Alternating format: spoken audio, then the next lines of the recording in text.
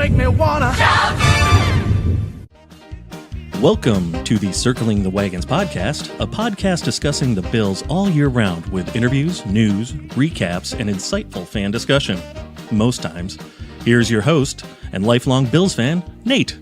Hey, Bills fans, Bills Mafia, and Josh Allen believers and haters. Welcome to another episode of the Circling the Wagons podcast, the only podcast that not only will give you a second interview with Bills rookie defensive end Mike Love, but also a preview of the all-important third preseason game.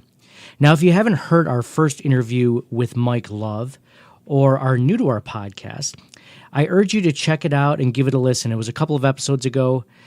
He talks a lot about his family, his mother, growing up without a father and meeting him recently, and his second family, the Martinezes, also overcoming injuries and getting his master's degree. I mean, there's a ton of stuff in there, a ton of great information. He's a great guy to find out about. But in this episode, I ask him more questions about what it's like inside the Bills locker room, how the coaching staff works as a whole, what drives Mike as the final weeks of training camp really wind down. And he shares a really inspiring story about his own friend, Mike, who is an inspiration and a fighter himself. After that, we're going to talk Bills-Bengals preseason Week 3 preview, where rookie quarterback Josh Allen has been named the starter. We'll discuss what we're going to look for in that game from the offense and the defense, in arguably the most important preseason game of all, and of course, Andy Dalton's triumphant entrance to New Era Field. And with that, here's our interview with Mike. All right, he is an undrafted rookie defensive end for the Buffalo Bills out of the University of South Florida. He is about to play in his third preseason game as a Bill this weekend against the Cincinnati Bengals. I'm joined for the second time on the podcast by Mike Love. Mike, it is great to have you on the podcast again. How are you? I'm good, man. Thanks for having me on the podcast. Appreciate it. Absolutely. It's great to have you on again. So training camp at St. John Fisher is over, but you've moved to New Era Field in Orchard Park for the rest of camp. Tell us what this journey has been like up to this point, and how do you feel? It's been pretty fast journey. You know, everything is going by fast. You got practice every day and stuff. We just broke camp a couple of days ago. And it's just basically still been the same thing, same mentality, you know, being playoff caliber. And to be honest, I feel great. I love the defense, and it's been a pretty good fit so far. So the last time we talked, you were finishing up OTAs and on your way to training camp. What's the biggest difference that you've seen between then and now in practice? I mean, it's completely different because, you know, OTAs, it's non-padded practices, so you're kind of limited to some things. But once you got in training camp, you know, we put the pads on, you know, we finally got to hit and, you know, do things like that. So it's been completely different, but it's more fun in training camp, if I had to say. Do you think putting on the pads actually helps showcase different parts of your game? Oh, definitely, because, you know, without pads, you can't really run through somebody or, you know, you can't really show people you can hit and stuff like that. And, you know, it's a lot of tag off without pads. And you finally get the pads on, you can move around better, move faster without trying to hurt someone. And it makes you move a lot faster. So it's a lot better to be in pads. Gotcha. Now, has the message from the coaching staff changed from OTAs to training camp? No, the message is still the same, you know, being playoff caliber and coming to, you know, the job every day to work and get better as a player every day and just do the right things, you know, and respect the process. And so the message has been the same, you know, just come in and work and, you know, just showcase, you know, basically. Now, you mentioned before the podcast that you're studying up for, you have a game plan for the Cincinnati Bengals. I know that obviously you've done a lot of studying, you have your master's degree.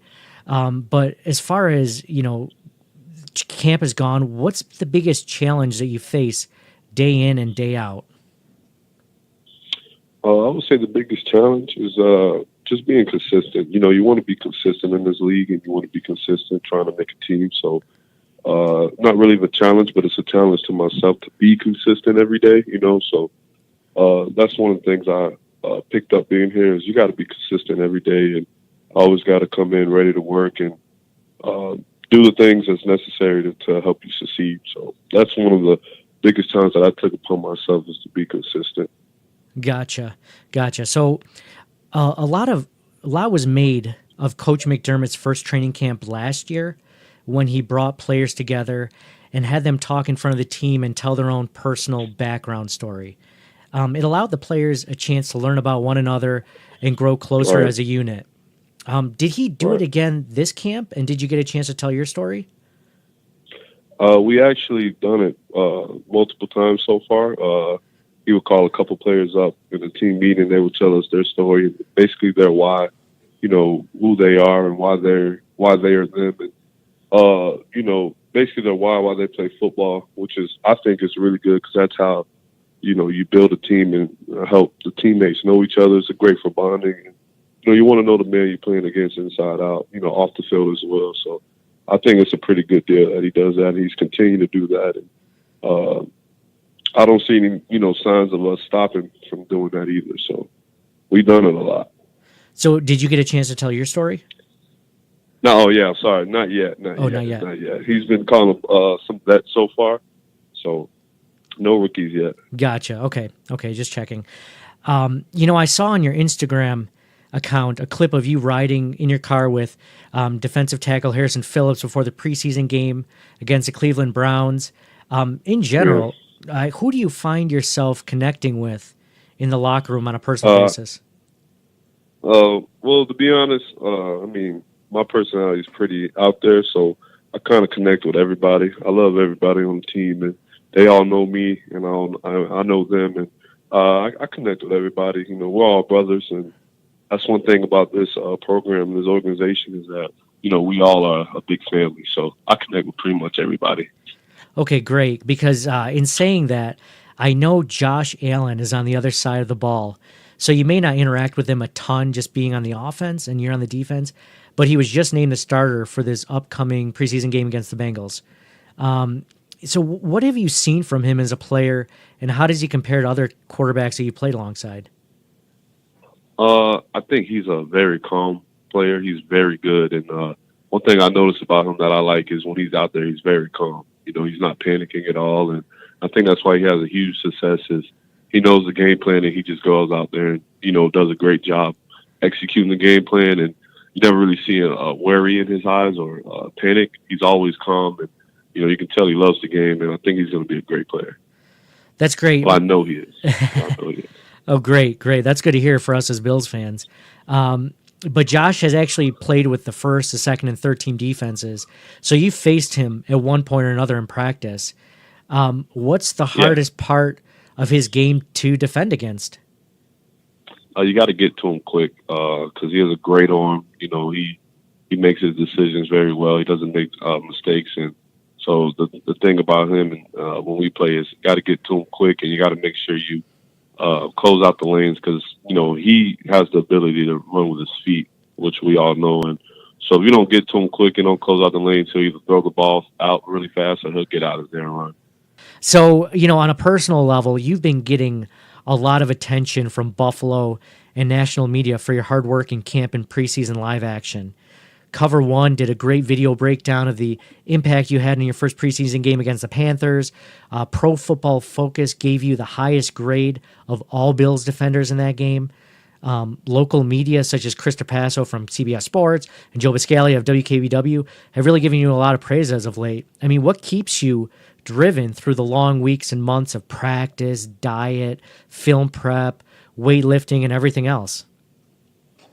Just my why, my mom and stuff, and just what she's been through, what I've been through, and just being an undrafted free agent, you got to come to work every day and, perform at the highest level as you can. And just knowing that, keeps me going and keeps me working hard because, I'm undrafted. So, I have the short straw. So I got to make sure every day that I come out and, work hard and do great and be consistent. So that's what really keeps me going because I really want to make this team and I'm going to do whatever it takes.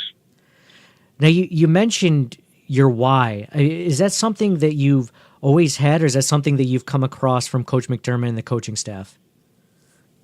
I've always had that, especially in college and stuff. And I think it's really smart for other players to have, because you want to know why you're playing the game and why you do what you do, why you wake up every morning.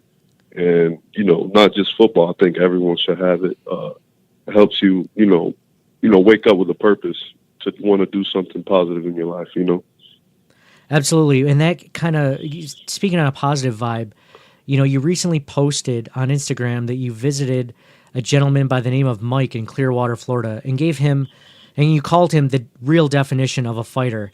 Could you talk about Mike, what he's dealt with, and how you came in contact with him? Mike is one of my former high school teammates. He played running back at our high school. One of the greatest kids I ever met. Good kid, good. On the shoulders, he's always doing the right thing. He's never in trouble. Not really a hard-headed kid. And I had the chance to play with him in high school for 3 years. He came from Clearwater High to our school. And so I've been cool with him ever since, even after high school when I went to college. He went to, I want to say it was a D2 in California. And he played football there. And that's all he wanted to do. He always wanted to play football. And that was his dream. That was all of our dreams, was to play in the NFL. And what had happened was when he went to California to play, he went to a party. And after the party, him and his friends came in contact with some people, and words were exchanged, and then most of the kids that he was with got away, and he didn't get away, and he ended up getting in a fight with them, and he got jumped, and they beat him into a coma. So after they did that, the doctor said that, he was basically pronounced brain dead. They wanted to pull the plug, but his mom, Cherie, she's a great woman. I know her really well. She told him that he's a fighter, and he'll be all right. We're not going to pull the plug. And on the, I don't want to say anything because I don't want to be wrong, but I don't know exactly what day, but he ended up waking up when they said that he wasn't. And he woke up, and he's been recovering ever since. We raised enough money, the whole city of Clearwater raised enough money to get him from California to Florida, because, he couldn't get on like a regular airplane because of the medical attention that he needed. Uh-huh. He needed a special plane. So they raised enough money to get him on a special plane to get him back to Clearwater, which was huge, and one of a great moment, to get him back home where he belongs. So he's been recovering ever since. He's doing a great job. I mean, I remember the first time I went and saw him, I was hurt, but he wasn't really talking, and he knew you were there. He understood everything, but he really couldn't speak and stuff. And I recently seen him literally like a couple of days before I left. I wanted to make sure I go and see him. Seen him twice when I was home. And before I left, he was there. And I gave him a Bills shirt, and we were talking and stuff. He's still fighting, and that's why I call him a fighter, because what he's been through. He still has the same smile on his face, and he's still fighting, trying to recover. And I think he's going to do a great job with recovery. It just takes time, and the way he's fighting right now, it looks like it's going to be sooner than later, and he's speaking now. It's still hard to understand him, but he's doing real good with it. He laughs, he smiles, and he does a lot of things that, people wouldn't expect coming out of the situation he came out. So that's why I call him a fighter, because he's still being the same guy that he was before the situation. Wow, I really appreciate you telling that story, Mike. And I guess, the last question I have for you for this podcast is, the next few weeks could define your career in the NFL and the rest of your life in one shape or another. How do you approach these final weeks before the season starts, and how do you just keep pressing through just to the end? Basically just the same way I've been doing, working hard, studying, and, coming to work every day with a smile on my face, ready to be better, and just become a better player every day. Just anything I need to work on, just, work on it, and create new tendencies to do, new tendencies to get better, learning more techniques, and just basically the same approach that I had in training camp. And, nothing's changing, man. I'm still working, still grinding, and so I'm going to continue to do. Mike, you're not on Twitter, but you're on Instagram. Where can Bills fans find you? Mike Love _98. Thanks. He is Mike Love, Bills rookie defensive end out of the University of South Florida. Mike, I truly thank you again for taking the time again to come on the podcast and talk with me. And we hope, we're rooting for you, man, and we're hoping to see you at New Era Field for Week 1. Yeah, appreciate it, man. Thank you. Even though Week 1 we'll be in Baltimore. Yeah. Oh, I knew that. I was just testing you. See, I could tell you're studying. Got you, man. Thank you so much for having me. So before we get into the Bills-Bengals preseason game preview, are you guys all ready for the season to start? It's just a couple weeks away, and what better way than to grab some awesome Bills gear that's not stupidly overpriced and actually goes to a good cause? Check out tpublic.com/stores/CTWpod. Now, CTW Pod is just like our Twitter handle, Charlie Tango Whiskey Pod. On this website, our podcast has created several different Bills-themed graphics that come on any color or size t-shirt, hoodie, coffee mug, cell phone case, wall art, travel bag, or whatever. All right, our pieces include the popular Trust the Process Bills head coach logo, the Bills Hall of Famers banner, our always popular Circling the Wagons podcast logo, and the end of the drought chart so that you can relive the moment that the 17-year bleeping playoff drought ended. And it's just in time for Andy Dalton and Tyler Boyd to come to Buffalo. So show off your Bills fan pride with your friends and family before the season starts. And remember, we donate a portion of all proceeds to Hunter's Hope, Jim Kelly's charity to help newborn screening. Again, that's tpublic.com. That's Thomas Edward, public.com/stores/CTWpod. So here are some of the things that we're going to look for at the Bills-Bengals game this Sunday at 4 p.m. in Buffalo at New Era Field. First things first is this is preseason game number 3, which is the most important one because historically, it's the one where the starters play the longest, which means Josh Allen will be with the ones the longest. He's going to be with the first team offensive line the longest. He's going to be with the first team wide receivers the longest. So you're also going to see a lot of things like who is going to be the starting center? Is it going to be Russell Bodine or is it going to be Ryan Groy? We're going to see who the starting wide receivers are. Is Corey Coleman going to take any time with the ones? Is it going to be Kelvin Benjamin and Rod Streeter? Zay Jones? Is Zay Jones going to take the field? So there's going to be a lot of interesting things we're going to see with the ones. We're going to get a good chance to actually take a look at the defense. I want to see one thing specifically I want to see from the defense is a pass rush. There just really hasn't been one so far this preseason. Now, the first team off defense hasn't played a ton, so there hasn't been a whole lot of chance to see a pass rush, and Cleveland pretty much ran all over the Bills that second game, so there wasn't a chance there. So I really want to see that. Last year, they were tied for third last in the league in sacks. So really, I kind of want to see some sort of pass rush, some pressure on Andy Dalton, and we'll get to that Andy Dalton in a minute. But defensively also, I want to see Tremaine Edmonds make a great play. I mean, whoever thought when Josh Allen and Tremaine Edmonds were both drafted, I mean, they're both pretty raw prospects. Tremaine Edmonds only because he was a lot younger. He was only 19 when he was drafted, so he didn't have a ton of starting experience. But he had the size and the speed and the instinct. And then with Josh Allen was just raw. I mean, he just didn't come from a league where there was a ton of competition. He didn't have NFL-style talent around him. But whoever thought that Josh Allen would be making more news so far than Tremaine Edmonds? I mean, everything we heard from Tremaine Edmonds coming out of camp was that he was making plays all the time and he was really doing well. So I want to see him make a play. I want to see the linebackers in general make a play while, stopping the opposing run offense. Last week, the defensive line and linebackers had a really poor showing. The cornerbacks and safeties bailed them out a bunch by making some tackles, and when they couldn't, the linebackers, I mean, specifically Tremaine Edmonds bit on a lot of bad motion, and he just looked out of place. He looked like a rookie, basically, and we know he's going to look like that. I just want to see one play where you're just like, that's our guy. That's our middle linebacker. That's our franchise guy for the foreseeable future.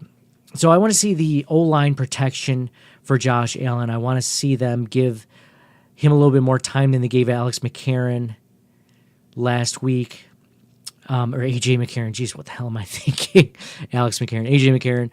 So I want to see him get a little bit more time. Obviously, we want to see Josh Allen play. I mean, this is going to be huge because right now you would think he's going to be the starter week 1. But let's say Josh Allen doesn't have a great game. Let's say he doesn't play as well as we hope, or not even just mediocre. Let's say he has an A.J. McCarron-like game.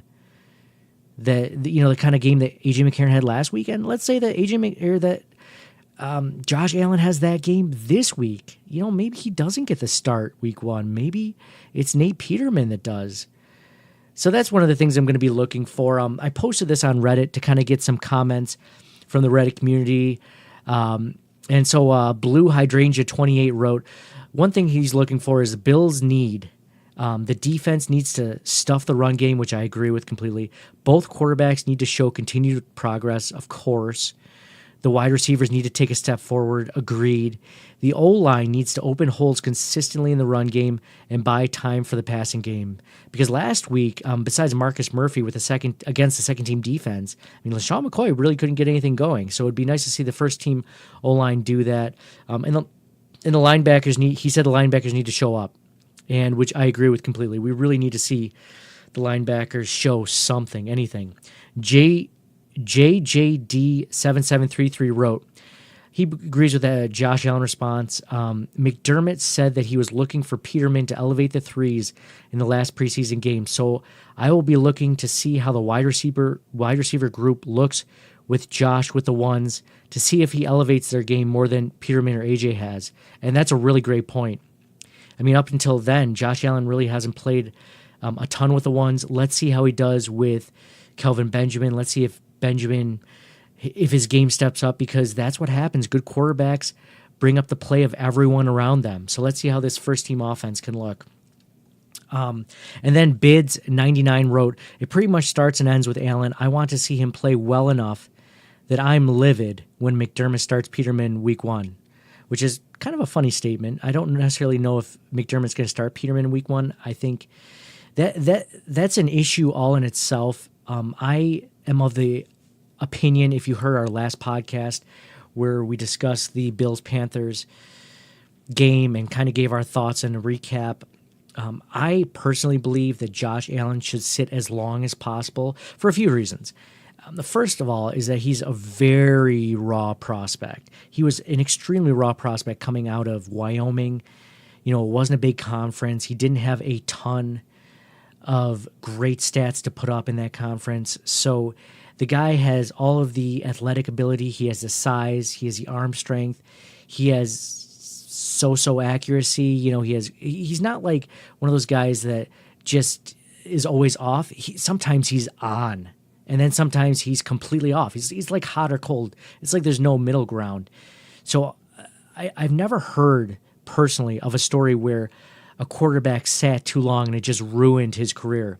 Whereas you always hear stories of guys like David Carr, who people think would have had a better chance and could have easily succeeded had he not been thrown in so early with a garbage offensive line at the Houston Texans. So this season, look at that. Just in saying that, the Bills don't have a ton of talent for weapons in the receiving game. Kelvin Benjamin is their number one. And I don't know if Kelvin Benjamin is a number one on a lot of teams. So there's that. There's also the offensive line. We lost a lot of good players this offseason in Cordy Glenn, obviously being traded. The Bills think Deion Dawkins can take over for him, whatever. And then we lost Incognito, which I'm not going to get into in this podcast, but it sounds like he's dealing with some very serious mental health issues. And then, of course, there's, Eric Wood, who had a sudden retirement. We weren't planning. So you're talking, 2/3 or 2/5 of your line, and minimum, if you don't count Cordy Glenn, that's gone, that was playing an above average level. that we're not going to have this season. So, and then the third factor that's really gets me is that the Bills have a super tough schedule. The first 3 games. I mean, the first 3 games they play Baltimore, who has a great defense. They play the Minnesota Vikings. They play the Chargers at home in the second game, which, as we saw last year with the Chargers pass rush, I mean, that's going to be a tough game. And then the third game is the Minnesota Vikings. I mean, you're talking 3. It's a murderer's row of defensive, pass rushing, coverage. This is going to be 3 tough games.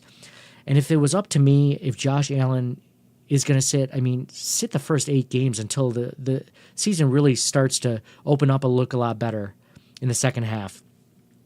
So those are things that we're looking for, things that the Reddit community, Bills fans are looking for. And the last thing I'm going to say, and I wrote this on Reddit too, and a lot of people chimed in, was I want to see a standing ovation for Andy Dalton and Tyler Boyd when they take the field at New Era Field on Sunday. Because, I mean, let's just think about that. I mean, we get to relive that moment where the drought ended again. And I'm sure they're going to play it on the big screen.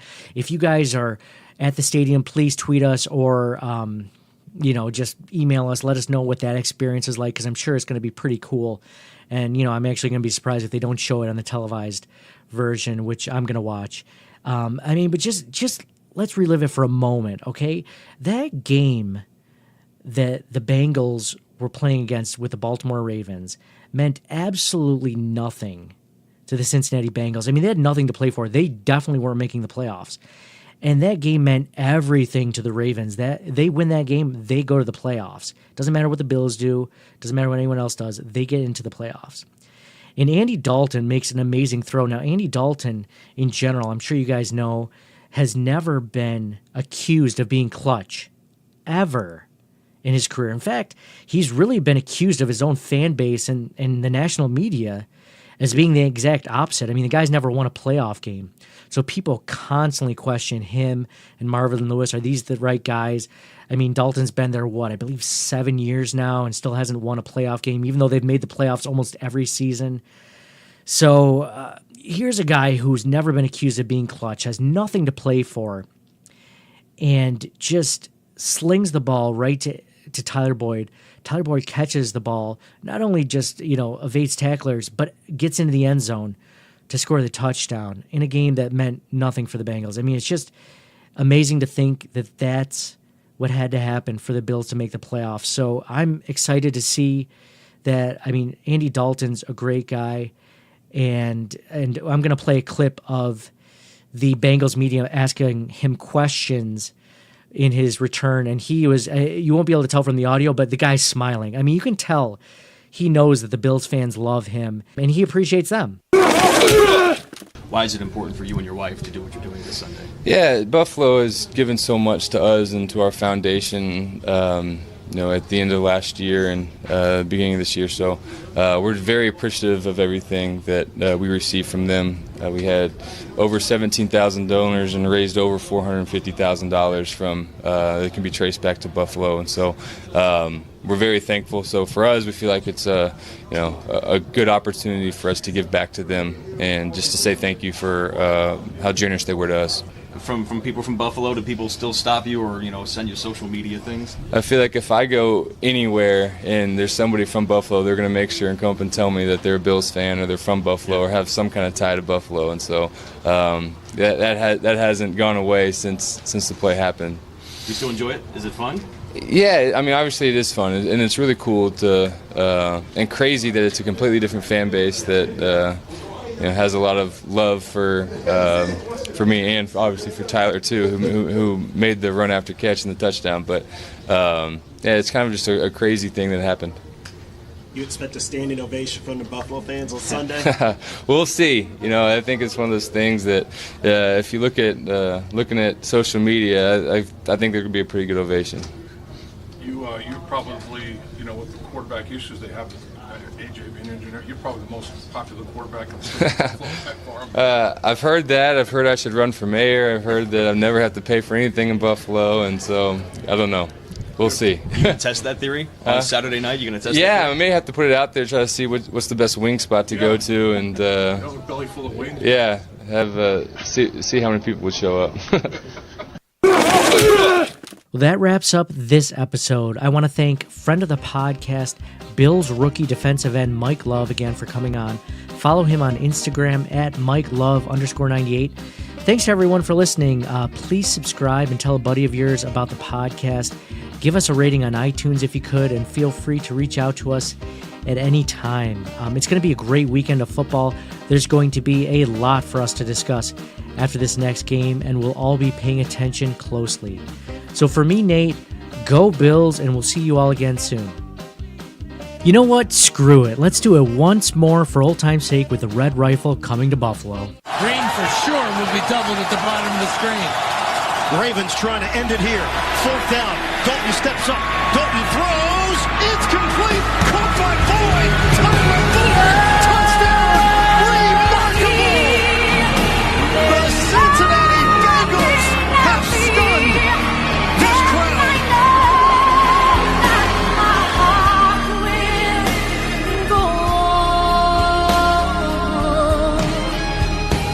Thanks again for listening, guys. Be sure to check out our tpublic.com store. That's tpublic.com/stores/CTWpod. We'll talk to you guys again soon. Thanks. Thank you for listening to the Circling the Wagons podcast. Download and subscribe to us in your favorite podcast service. Email us at ctwpod@gmail.com. That's Charlie Tango Whiskey Pod@gmail.com. Follow us on Facebook and Twitter at CTWpod. And most importantly, go Bills! Nobody circles the wagons like the Buffalo Bills.